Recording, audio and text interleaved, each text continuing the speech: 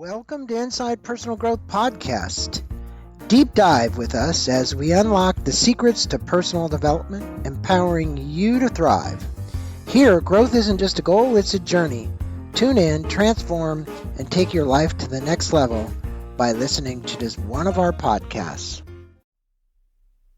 Welcome back to Inside Personal Growth. Joining us from Wisconsin on the other end of the line, I see he's taking a deep breath. That's because he's a mindfulness and meditation guru.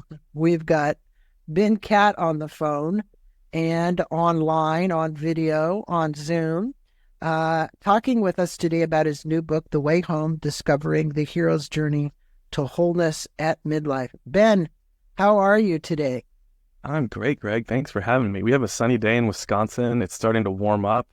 I know you're always ahead of us because you live, out west in California. But yeah, we're welcoming the beautiful weather right now. Well, this is a brand new St. Martin's Essentials book, and I just want to let my listeners know, seriously, go out and get a copy of this. This can be life-changing for you. He came to me as a contact through Chip Connolly. And for those of you who know, we recently did an interview with Chip about his book on midlife and his foundation that he has. He has one in Mexico, and I think the other one is in Santa Fe, New Mexico, where he's doing this work.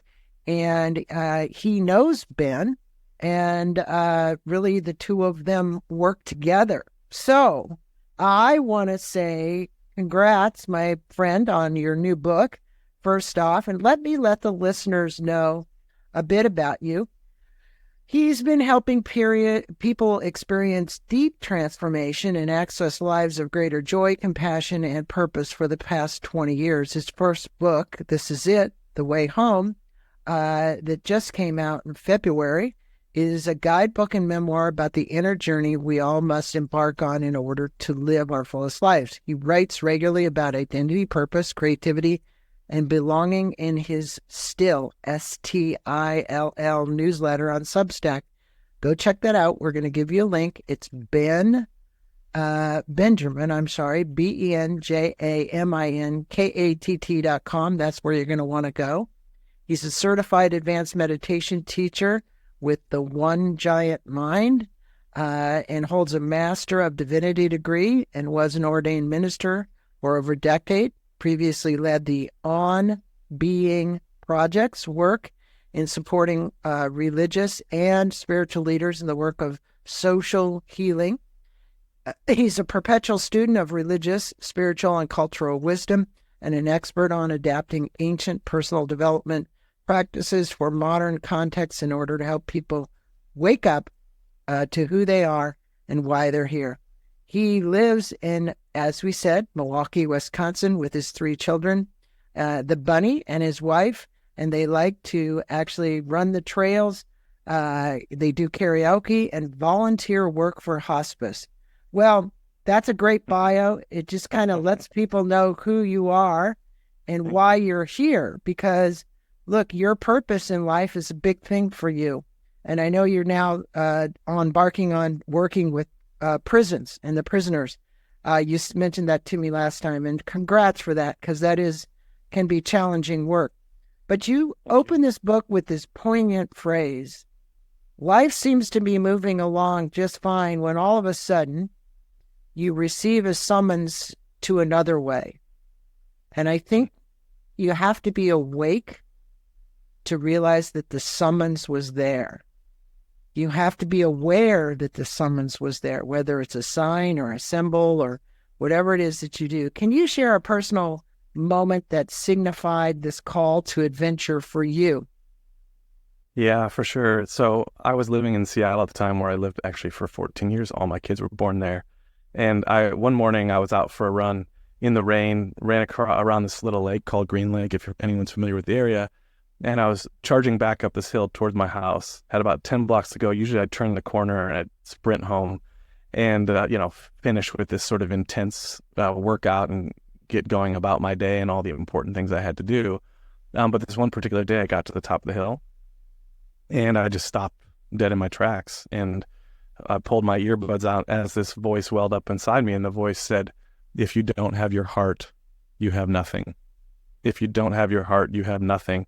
And I always like to say, like, we can debate about, was that God or an inner voice or something weird I hit the night before, but in reality, it's like I knew right away that this was a wake up call. So to your point, yes, you need to be aware, but I think even just being a little bit aware, then you'll notice, right? So it really, and the more you try to pay attention, the more likely you're going to hear this invitation or call to adventure.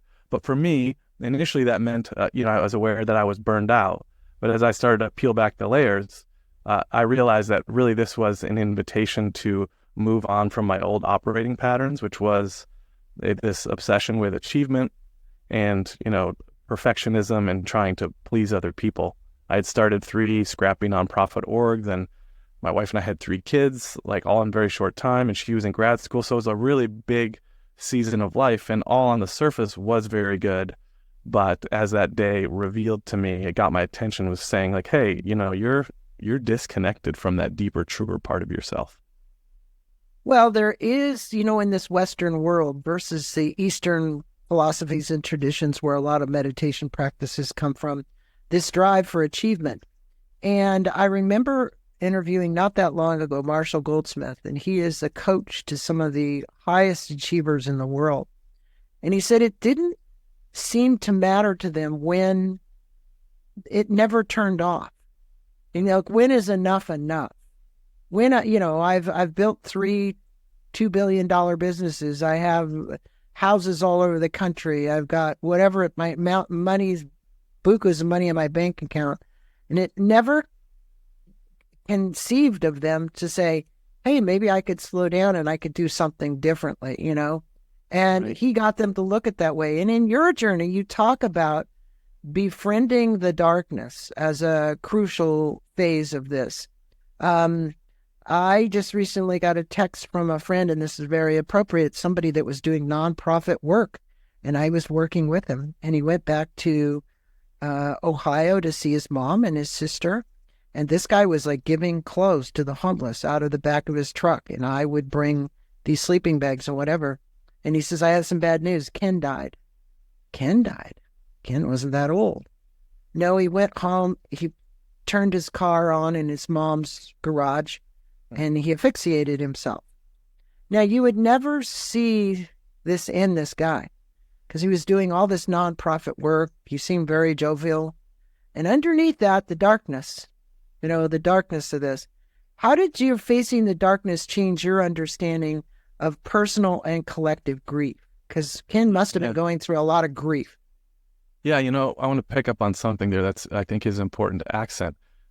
My discovery was, I sort of thought that because I was in, quote unquote, the helping professions, so I was a former pastor, I ran a couple other nonprofits that were helping people dealing with homelessness, mental illness, were caught up in the sex trade, were dealing with addiction, all those things. So it was really good, quote unquote, virtuous work. And the thing I had fooled myself into thinking was that I was sort of immune or outside of our culture's game of, doing better, more, faster, stronger, the achievement orientation. But the thing was, I was playing that same game. I was just doing it in my own way, striving.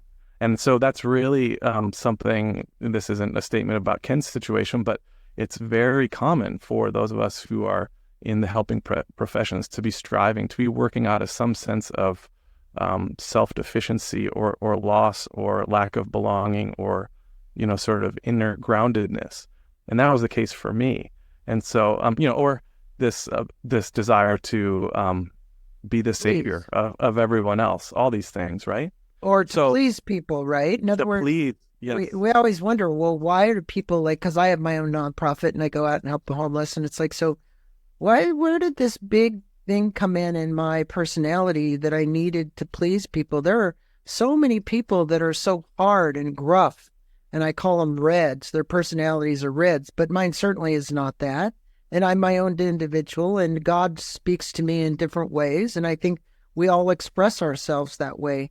But I think in understanding our own darkness and our own grief along this journey is really an interesting one. And you have this mythical pattern of living, falling, rising is a central narrative to your book. How do you see that this pattern plays out in everyday life for people who aren't necessarily on like what you call here this wilderness quest, right? Because it's one thing to go out and, you know, hike and be involved in all that, but they're not in this wilderness quest. Yeah, you're laughing because you're probably thinking of some of the stories in the book. So I have these encounters with the natural world, which were really powerful, and really a big thread in the back half of the book is this wilderness quest, which was modeled after the indigenous practice of a vision quest that included a 4-day solo fasting experience.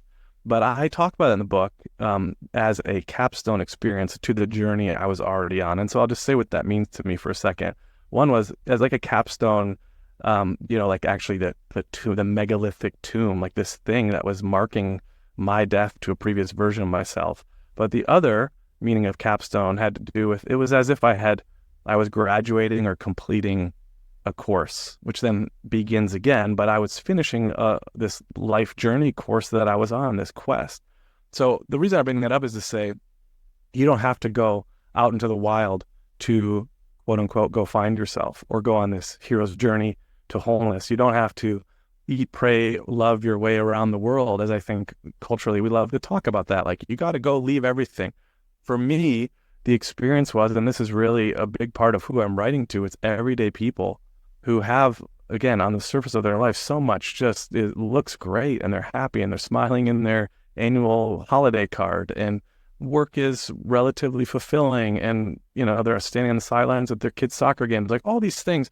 It is to say that is like, how do you pay attention to the fact that maybe you are being asked to leave this situation, which you're just kind of maintaining. You've outgrown it. It's expired. There's some part of yourself that is not allowed to come forth as long as you are staying in that sort of season or state of your life. So paying attention to the messages that come your way, the invitations, and they do always come, to leave the familiar, and then guess what happens? It's not that you find yourself immediately. You end up wandering in the wild or befriending the darkness. You go through that dark night of the soul. It's the falling into the unknown. And it's on the other side of all that, which can be a long, grueling experience, is that rising to wholeness. But for me, I say it's all about finding those small spaces in your life, beginning small with making space to listen to your life. Practices like journaling, yoga, walking in nature, talking to a spiritual director or a trusted friend. There's a whole host of things that can help us in the middle of our quote unquote ordinary lives go on what really is this epic inner journey. You don't have to go far. You don't have to go hiking deep into the desert or into the jungle or anything like that. Well, one of the things that I'm very well aware of that are the listeners out there hearing what you just said appreciate about what you said. On the flip side of the coin is the fear to actually take the step. And the main thing that holds everybody back is, I've got to change something, and something drastically is going to change. And I'm afraid I might lose something in the process of changing something. And it's something, whether I created it, whether it's a marriage or it's a business or it's something, right? It's like, okay, I birthed this thing, I've been living this thing, and now I'm being asked or called to give it up. Now, Joseph Campbell's work in The Hero's Journey is really interesting when you look at it and the person leaves home base and goes around in the stories that have been told over and over again through the Disney characters about the hero's journey, because we all understand that. But in the end, there are players out there that we need to realize are going to help us. And I think that's the thing. This isn't about going alone. And, you tell this story in the book about the saguaro cactus in the Arizona desert was both surreal and deeply moving. Could you encounter, while this wasn't a person, but can you elaborate on this encounter and how it influenced your perspective on the interconnectedness of all beings? Because one of the things on a spiritual journey is this epiphany you have at some point, like you're one with all. You're not separate from the plant, the deer, the flower, the stream, the whatever. And I think many people go through life, Ben, So you had this moving experience with this saguaro cactus in the Arizona desert that was both surreal and deeply moving. Could you speak with our listeners about how this encounter influenced your perspective on this interconnectedness of all beings? Because many of us have never had that heightened level of experience where we feel interconnected with the trees and the birds and the stream and whatever, but you did have it. Yeah. So one of the things that I think is important for everyone to know is that, and Joseph Campbell hits on this when he talks about the hero's journey, is that as soon as you say yes, as soon as you answer the call, as you take that first step, what inevitably happens is that help will arrive. And so it might, from your current vantage point, be like, well, where am I going to get help? Like, how am I going to know what to do next? The thing is, and this is a quote, I believe, from Frozen 2, speaking of Disney, it's like, do the next right thing, take the next right step. Like, that's what you need to do. And help will be there to accompany you, whether it's a spiritual director or, yes, as I talk about, I think the wild will come and meet you, whether it's in your dreams or actually in nature. And for me, one of the most transformative experiences was this encounter with a saguaro cactus. And I won't get into the whole story, but essentially, let's just say it invited me into this conversation. It wanted to share its story with me.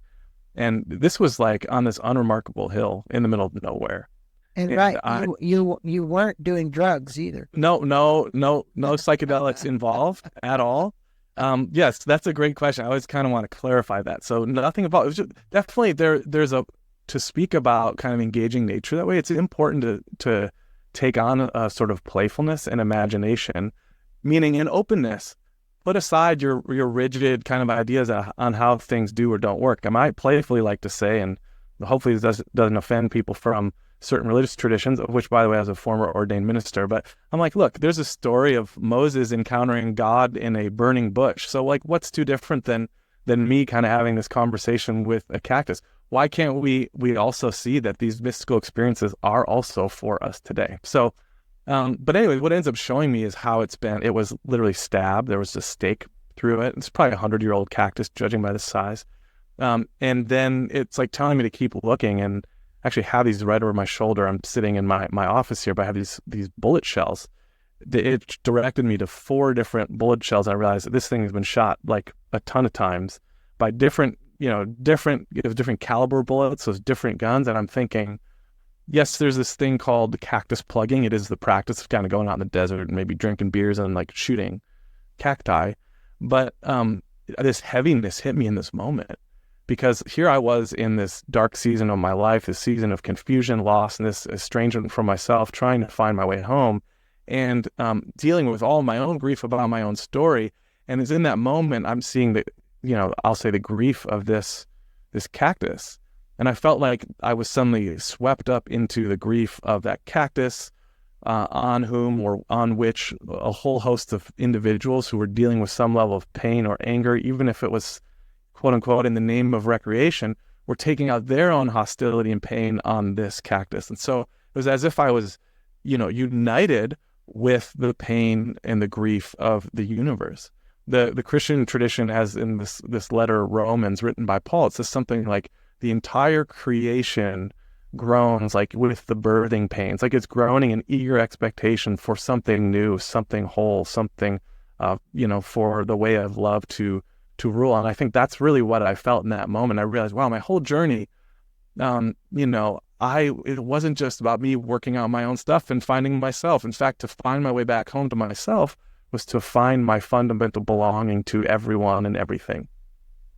Well, look, you point out an important element. Anybody who is aware at all hears Mother Earth crying out because of what's going on in our environment with the melting ice caps and the fires and just the raging tornadoes we're having now. Just all of this stuff seems to have been very heightened and very accelerated as a result of, I think, a consciousness level which we've attained as a world, which is truly vibrating into the core essence of everything around our globe right now. Now, this is a great time for change, and it's also a time for letting go. And letting go is something that features prominently in your work. And I know many people have talked about this, oh, well, just let go of it, and it's not that easy for people to do. But how would you advise somebody who's struggling to release their grip on some outdated version of their life, let go, and be born new again? I don't want people who are, Jewish or Muslim or whatever, or listen to this podcast think, well, I'm this Christian guy, because I'm not. I was born into a Jewish family, and I'm a member of Self-Realization Fellowship, Paramahansa Yogananda. So the reality is people know that. What I'm saying is being born new again as a new version of yourself. Yes. Right? Yeah. Do good in the world versus doing more harm in the world. I mean, the Dalai Lama says the only way we're going to solve this problem is through more compassion. Compassion and understanding of everybody and ourselves. Yeah, the rebirth, the individual rebirth, or the rebirth of all things, like you're saying, it doesn't belong to one particular tradition. It's not about just like a certain belief set or anything. It's about awakening to who you really are, to your full potential, to who we really are, and who and why we're here. And letting go is perhaps the most critical practice in order for that, rebirth to happen, for that newness to emerge. The difficult thing is when there's something we need to let go of, and anyone here who's listening, watching can realize this. Like, we don't always know what it is, right? It takes some time. We might not realize that something is outdated, that something's expired. We haven't noticed it yet. Part of that is because we're sort of suppressing our awareness. We're not making space. We're like just going through the motions of life, right? We're not slowing down to hear.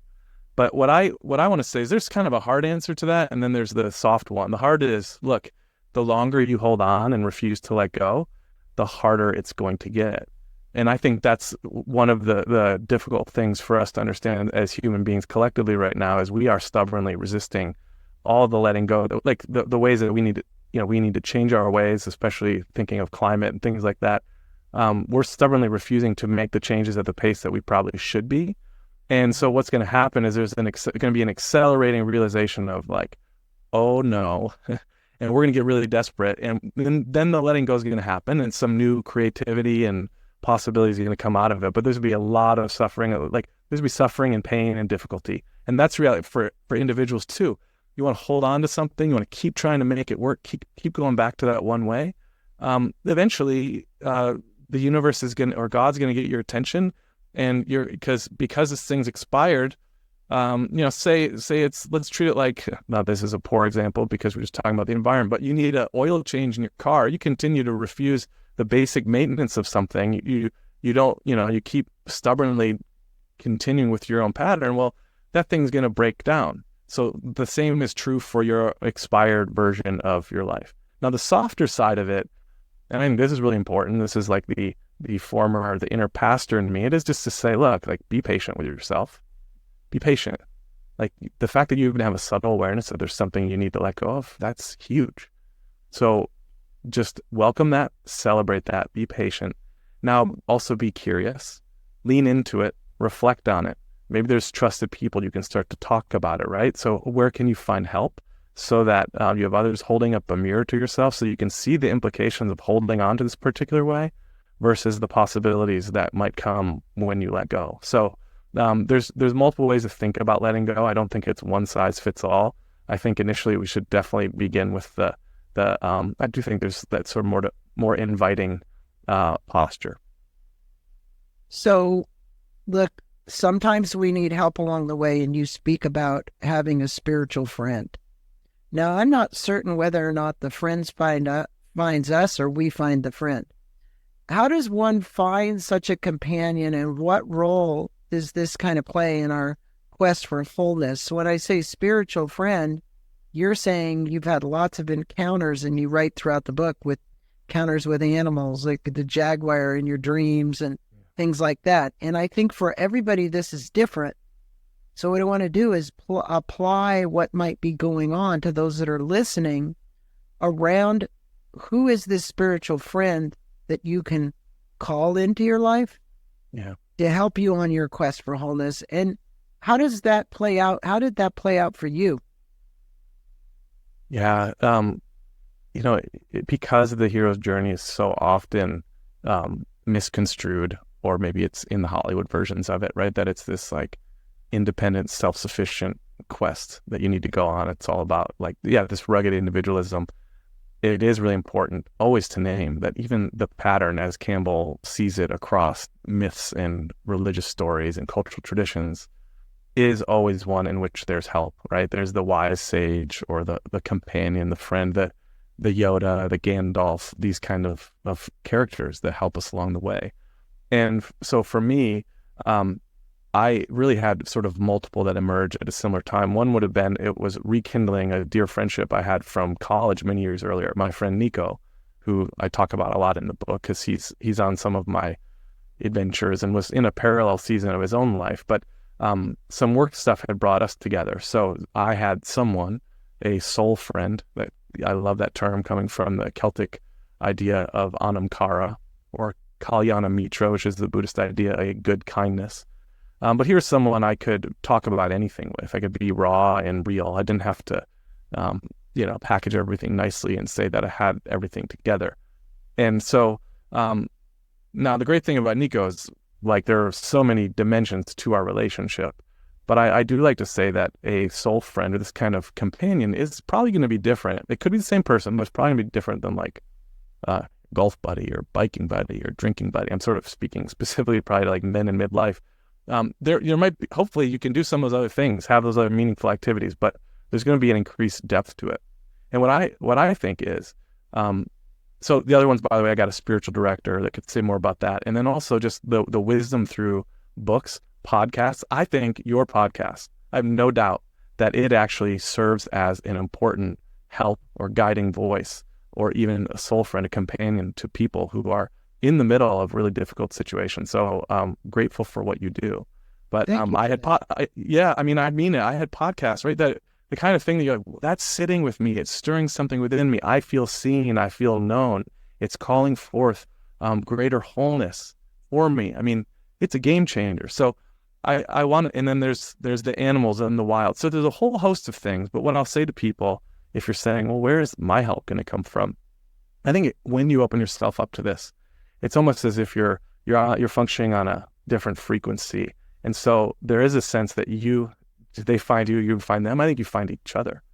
That there's that conversation you have that suddenly goes to a little bit more depth than maybe it used to, or than it usually would, because you are becoming more aware of your inner life. And so you're detecting others who are in a similar state, and there's a resonance there. So it might just be for a moment, or get like where someone has a word of wisdom, something to say to you that's really critical that you need to hear. Or that could be the seeds of an ongoing relationship that deepens, and this person accompanies for months and years on your journey. Now, if you're afraid that you're not going to find that, I say just keep putting yourself out there in situations. And this might mean showing up in spiritual communities, maybe an AA community, some other coaching group, like whatever it might be, lots of things. But also there's this wonderful category of spiritual companion called spiritual directors. And that was a critical source of support for me, essentially someone who is trained in the art of being a soul friend. So that's also an option. So really, there's an abundance of people out there, and I have no doubt that you will find each other when the time is right. It's interesting you talk about this spiritual, I'm going to just call him spiritual friend or director. In matrimony, where everybody out there who gets married, whether they're gay or straight, they have this partner in life. And many people you'll say today, well, I've grown away from my partner because of my spiritual beliefs. My current spiritual beliefs, people will actually admit that. They'll say, hey, things aren't the way that they used to be. What advice would you give somebody? Look, you're married, you have 3 kids. Hopefully your wife is your spiritual friend as well. We would hope that. But even not, if they're not, the partner is helping you grow in ways, in leaps and bounds, that because they're testing you.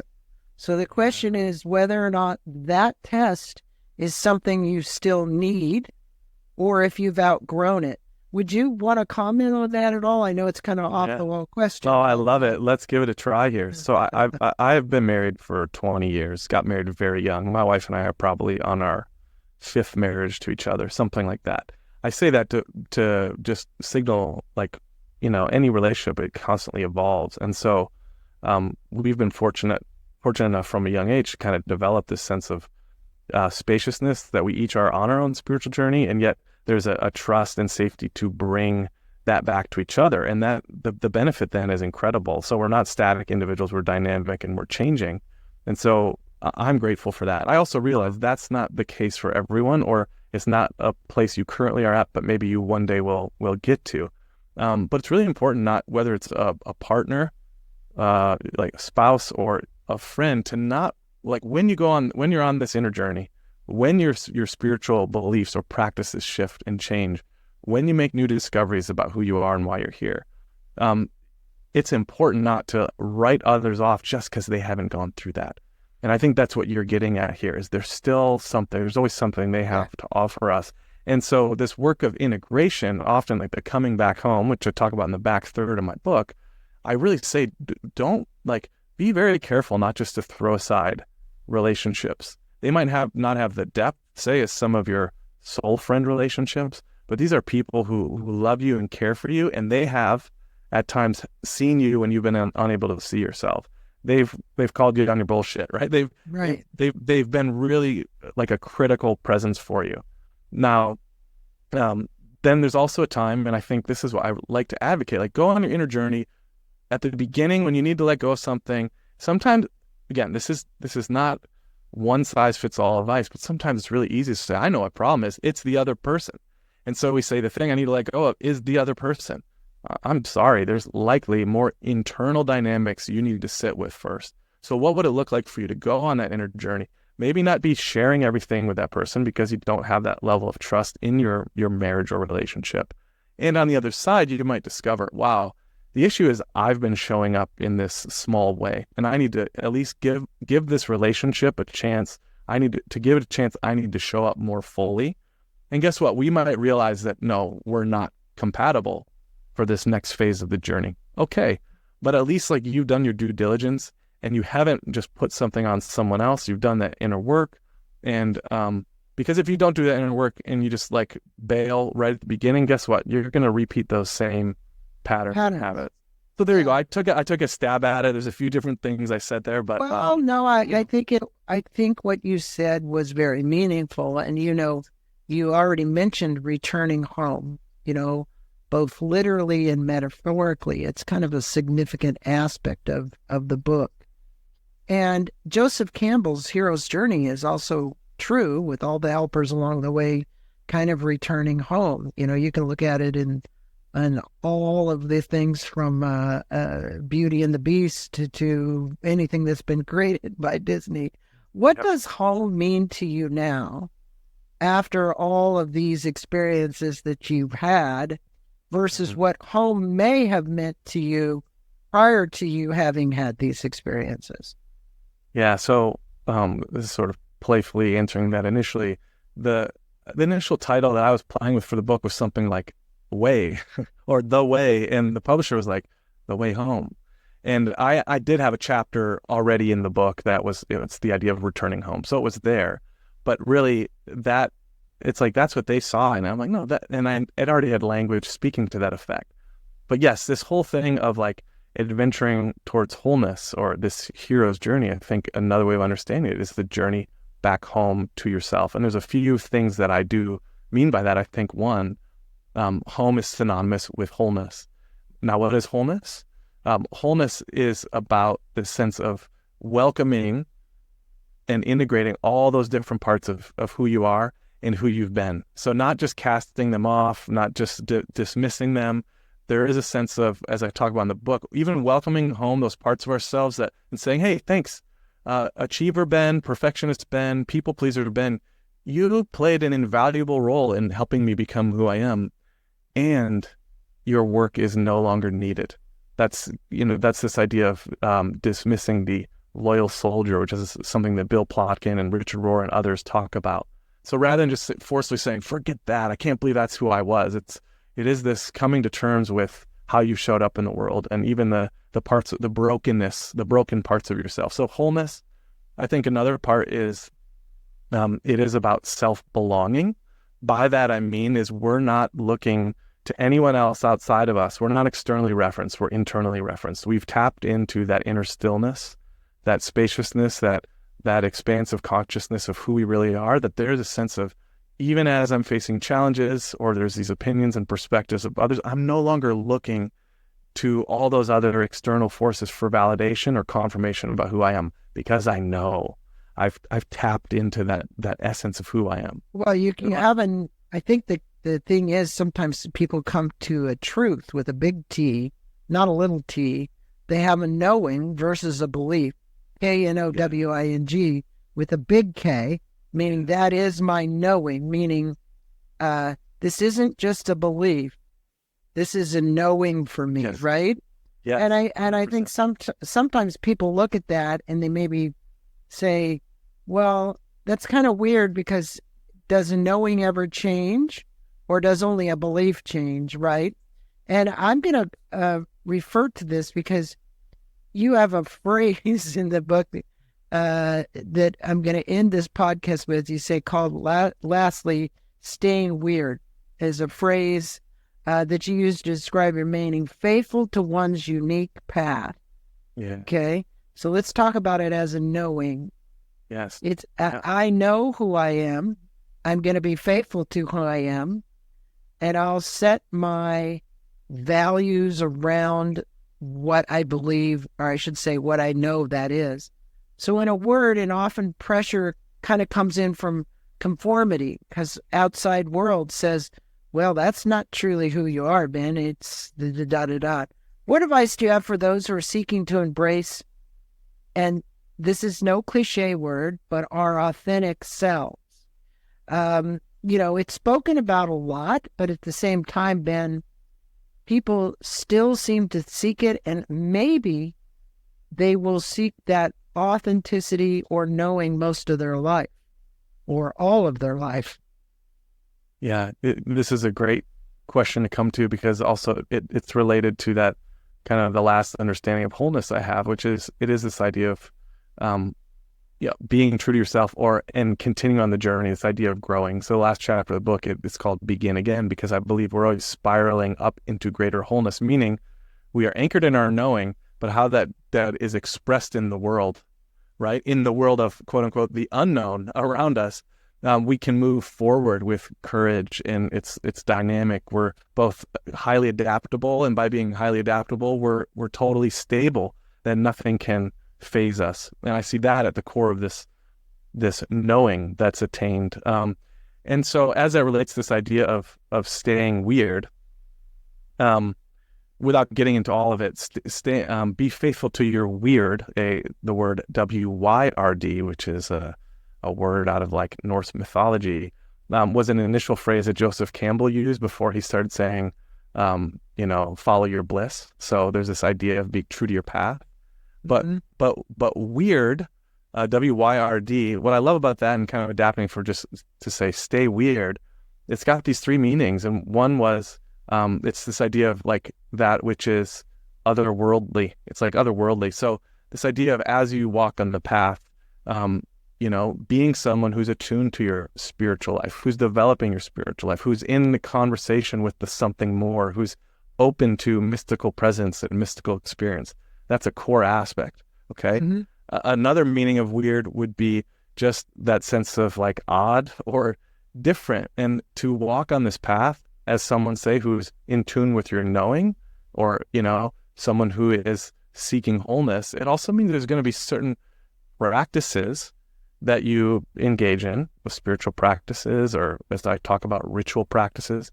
There's going to be decisions you make. There's going to be things you turn away from, you turn down. There's going to be patterns, operating patterns that you move according to, that are different from, say, the status quo and how many move around us. So that's just weird. And then the last one of weird, WYRD, is actually tied to an image of these three sisters who were spinning the threads of fate, okay? And so this idea to walk on this path out of that inner knowing, it's like one way to say is you're making your own destiny, which I realize I can sound like really kind of crazy and out there. But what that means is you are living your life with intention. You're not just functioning like a machine. You're not a cog in the wheel. You're very deliberate about allowing that inner knowing to guide how you move in quote unquote the outer world.